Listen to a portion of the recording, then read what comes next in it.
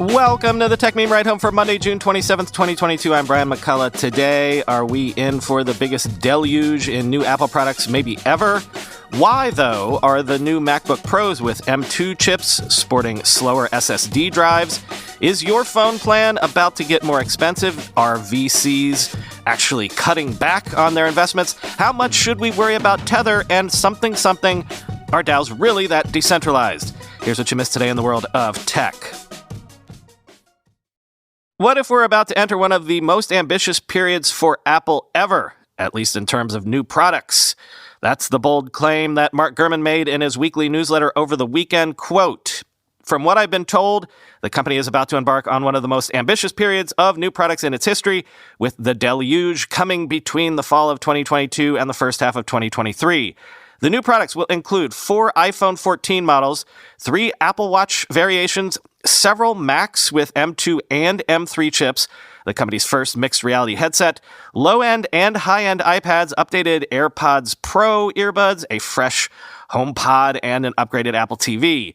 The announcements at WWDC give us a bit of a preview of what to expect, including how the new software and hardware will tie together. Let's start with the iPhone. The main new feature, at first previewed here before iOS 16 was announced, is the revamped lock screen. The company has been working on this interface for a couple years, and it makes sense to release it now because the lock screen works hand in hand with a new feature on the upcoming iPhone 14 Pro models, an always-on display. Like the Apple Watch, the iPhone 14 Pro will be able to show widgets displaying weather, calendars, stocks, activities, and other data, while the screen remains at a low brightness and frame rate. And there will be a setting, also like the Apple Watch, that keeps sensitive data from appearing on the lock screen for all to see. Other new iPhone Pro features include a much improved front-facing camera, a new rear camera system that includes a 48-megapixel sensor, thinner bezels, a faster A16 chip, and a redesigned notch with a pill-shaped cutout for Face ID and a hole punch for the camera. The Pro phones, codenamed D73 and D74, will be the big iPhone story this year, with the non-Pro iPhone 14 models D27 and D28 generating less excitement. The lower-end phones will stick with the same A15 chip as the iPhone 13, though the 5.4-inch mini size will be replaced with a 6.7-inch model. All of this year's new iPhones will continue to use Lightning to charge the battery, but I expect a transition to USB-C to happen in 2023. Speaking of USB-C, a new low-end iPad with an A14 chip and 5G, as first reported by 9to5Mac, is due this fall with that more powerful connector, I'm told. I expect Apple to release new 11-inch and 12.9-inch iPad models with M2 chips later this year that work with Stage Manager. They're codenamed J617 and J620. That will let Apple say it has 5 different iPads that support the interface versus 3 today, the current M1 iPad Pros and iPad Air. I also expect Apple to release an iPad with a bigger display sometime in the next year or two, between 14 and 15 inches. Stage Manager could make more sense on a device that size. The new M2 chip, part of the MacBook Air and 13-inch MacBook Pro announced at WWDC and optimized with macOS Ventura, is also the core of several other products in the pipeline. Those are likely to come in much quicker succession than the M1-based Macs did. Here are the M2 Macs I'm told to expect beyond the first two: an M2 Mac Mini, an M2 Pro Mac Mini, M2 Pro, and M2 Max 14-inch and 16-inch MacBook Pros, and the M2 Ultra and M2 Extreme Mac Pro. Outside of the Mac and iPad Pro, there's another place I expect the M2 to appear: Apple's mixed reality headset. I'm told the latest internal incarnations of the device run the base M2 chip along with 16 gigabytes of RAM.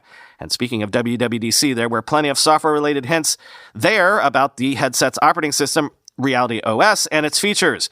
Apple is also already at work on the M2 successor, the M3, and the company is planning to use that chip as early as next year with updates to the 13-inch MacBook Air, codenamed J513, a 15-inch MacBook Air known as J515, a new iMac codenamed J433, and possibly a 12-inch laptop that's still in early development.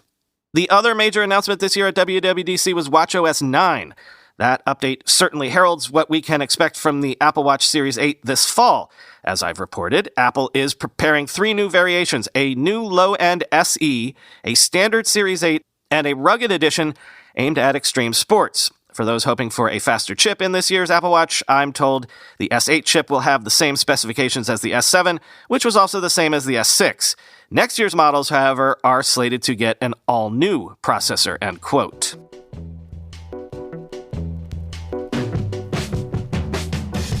But if you, like me, are waiting for those new M2 MacBook Airs to ship, please take note of this. SSD benchmarks show the 256GB 13-inch MacBook Pro model, which did get the M2 chip, has around 50% slower read and 30% slower write speeds than the previous 256GB MacBook Pro with M1 chips. Quoting MacRumors, Yuriev disassembled the new 13-inch MacBook Pro and discovered that the 256GB model is equipped with only a single NAND flash storage chip, whereas the previous model had two chips that are likely 128GB each. This difference likely explains why the new model has a slower SSD, as multiple NAND chips allows for faster speeds in parallel. It appears that only the base model 13-inch MacBook Pro with M2 chip has the slower SSD. As noted in the MacRumors forums, Aaron Zola ran the disk speed test app on the 512GB model, and the SSD's read-write speeds were similar to all M1 models, but getting these speeds will require spending at least $1,499. This likely means that the 512GB model remains equipped with two 256GB flash storage chips. It's unclear why the new base model 13-inch MacBook Pro is only equipped with a single chip, but costs and or supply constraints are two possible factors. We've reached out to Apple for comment and will update the story if we hear back. Slower SSD speeds can impact common tasks such as transferring files to an external drive, and overall performance can also take a slight hit since Macs temporarily use SSD space as virtual memory when physical RAM is fully used. If you are considering the new 13-inch MacBook Pro and faster SSD speeds are important to you, we recommend ordering a model with at least 512GB of storage, or better yet, wait for the new MacBook Air in July, end quote.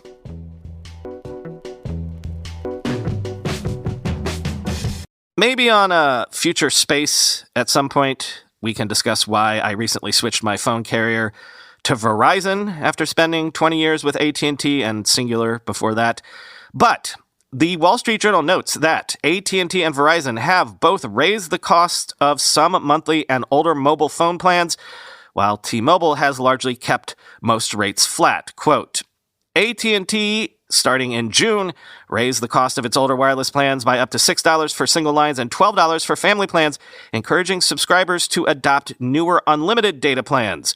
Verizon later matched AT&T with a $6 or $12 monthly price increase on its metered data plans. It also raised some monthly fees on consumer wireless plans by $1.35 and levied a monthly per smartphone fee of up to $2.20 on many business plans. T-Mobile has seized on its rivals' price increases to burnish its lower-cost reputation, calling the decisions insensitive to overburdened consumers. Many T-Mobile rates are frozen anyway under a regulatory agreement tied to its 2020 takeover of Sprint, though the company can still revise fees. The company in February raised monthly fees on some older plans by up to 31 cents. T-Mobile said its fees will affect a smaller share of its customers. The company is meanwhile adding new perks to its most expensive consumer and business plans to convince customers to upgrade their service. New offerings include high-speed data service in more than 200 countries and free Wi-Fi on Alaska, American, and Delta flights. What we're doing is dramatically different, T-Mobile marketing chief Mike Kretz says in a recent interview. Verizon is also so far the only wireless carrier to raise fees on a plan advertised today. Most other rate increases have hit cheaper plans, no longer offered to new customers, end quote.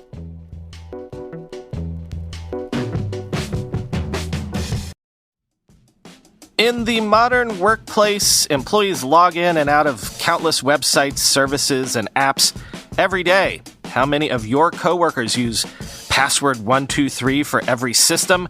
How many teams share credentials on a spreadsheet or via email? According to the Verizon Data Breach Investigation Report, 81% of corporate data breaches are due to weak or stolen passwords. Keeper Security's enterprise password management platform enforces strong passwords and makes it easy for teams to securely share credentials. Keeper locks down login details, infrastructure, credentials, confidential documents, and more in a patented zero-knowledge vault. Plus, it takes less than an hour to deploy. Sign up for a Keeper free trial for your organization today and get a free 3-year personal plan. Get started by visiting keepersecurity.com/techmeme. That's keepersecurity.com/techmeme. A lot of people dream of having their own business, but by having their own business, that also means running their own business. If you're living your entrepreneurial dream, but you're struggling with tedious administrative tasks, whether it be HR, payroll, or employee benefits, let Gusto help. Gusto offers all-in-one payroll and HR for growing businesses like yours. From full-service payroll and benefits to team management tools and more, Gusto makes it easy to support your hardworking team in one intuitive platform. Gusto is loved by both businesses and employees. For businesses, having everything in one place is a game changer. No more jumping from application to application. With Gusto, most customers are able to run payroll in 10 minutes or less. And Gusto helps with the hard stuff, too, filing payroll taxes, compliance, new state tax registration, international contractor payments in 90 countries and counting. Employees love that Gusto's interface is modern, fresh, and extremely intuitive and organized. Whether your team is in-person, remote, or a combination therein, with Gusto, keeping your team on track is easy. Join the more than 200,000 new and growing businesses that are using Gusto to build a great workplace for their employees. Right now, Gusto is offering our listeners 3 months free at gusto.com/ride. Get easy payroll, benefits, HR, and a happier team. Go to gusto.com/ride for your first 3 months free. That's gusto.com/ride. Real quick from the This Stuff Is Getting Real file, according to CB Insights, global VC investment activity dropped 23% between Q1 and Q2 of 2022, through June 23rd, by the way, after dropping just 1.4% between Q4 and Q1, quoting Bloomberg. Deal activity across the globe dropped 23% between the first quarter and second quarter of this year, the firm found, using data for the second quarter through June 23rd. That's a stark contrast to the previous quarter, where the deal count dropped only 1.4%, and an indication that the roiling of the crypto and public markets are affecting private companies. Investors are not just writing fewer checks, but also smaller ones. The total funding amount going to startups for the current quarter to date dropped 27% compared to the first quarter. Those numbers are likely to change before the second quarter is officially over in a week, but the drop appears to be more severe than the 19% CB Insights had predicted just a month ago. Late-stage companies are getting squeezed particularly hard. Funding in Series D rounds or beyond dropped 43%. By early 2022, so many companies were raising at valuations of $1 billion or more that a new unicorn company was minted about twice a day. Over the past 3 months, however, the number of deals and the total funding raised have dropped to their lowest levels since late 2020, end quote.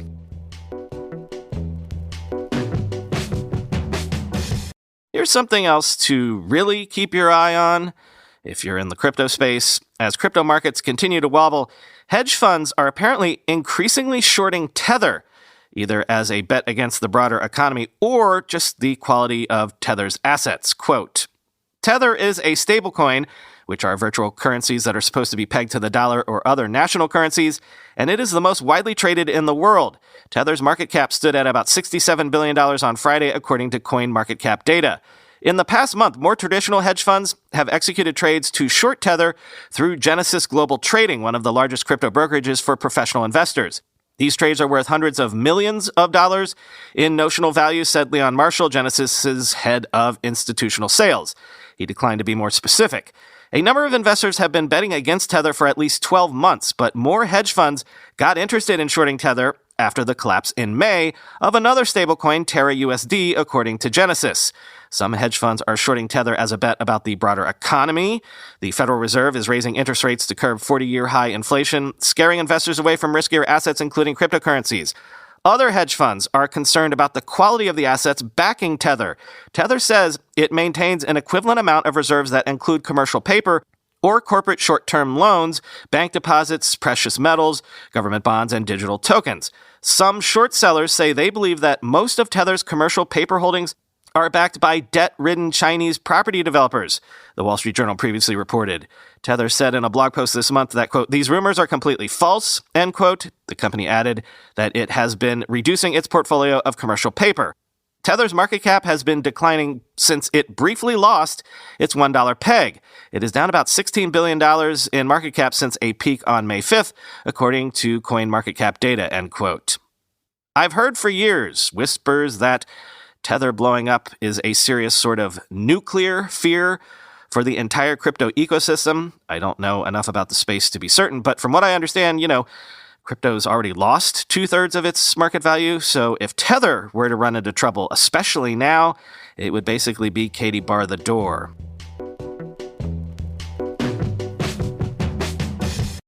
Finally today, sort of related, but an analysis of 10 major DAO governance tokens done by Chainalysis found, on average, less than 1% of all holders of DAO tokens have 90% of the voting power.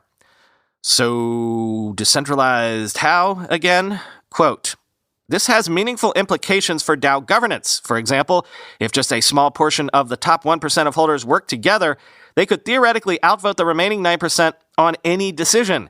This has obvious practical implications and, in terms of investor sentiment, likely affects whether small holders feel that they can meaningfully contribute to the proposal process.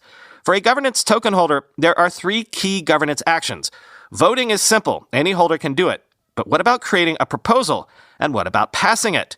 Per these 10 DAOs proposal requirements, we found that a user must hold between 0.1% and 1% of the outstanding token supply to create a proposal. A user must hold between 1% and 4% to pass it. Using these ranges as lower and upper bounds, we found that between 1 in 1,000 and 1 in 10,000 of these 10 DAOs holders have enough tokens to create a proposal. There are several trade-offs at play here. If too many holders can create a proposal, the average proposal's quality may fall, and the DAO may be riddled with governance spam. But if too few can, the community may come to feel that decentralized governance rings false. When it comes to single-handedly passing a proposal, between 1 in 10,000 and 1 in 30,000 holders have enough tokens to do so. Overly concentrated voting power in DAOs can result in decision-making that seemingly contradicts the tenets of decentralization on which Web3 is built. For instance, in June, the DAO governing the Solana-based lending protocol Solend faced a problem. Solana's price was dropping, and if it fell too much further, the protocol's biggest whale user would face a margin call that could render Solend insolvent and send roughly $20 million worth of Solana into the market, potentially tanking the asset's price and upending the entire Solana ecosystem. The DAO called a vote to take control of the whale's account and liquidate its positions through OTC desks rather than the open market. The proposal passed easily with over 1.1 million yes votes to 30,000 no votes. However, more than 1 million of those votes came from a single user with enormous governance token holdings. Without their vote, the motion wouldn't have passed the 1% participation rate necessary for quorum. The decision triggered a backlash from the cryptocurrency community, with many questioning how a platform could claim to be decentralized and then take control of a user's funds against their will. Following this, the Solend DAO voted again to invalidate the proposal, and the whale user eventually began to unwind their position. While the crisis was averted in this case, it raises questions about the ability of a DAO to act in the best interest of all participants when some voters control such an outsized share of governance tokens, end quote.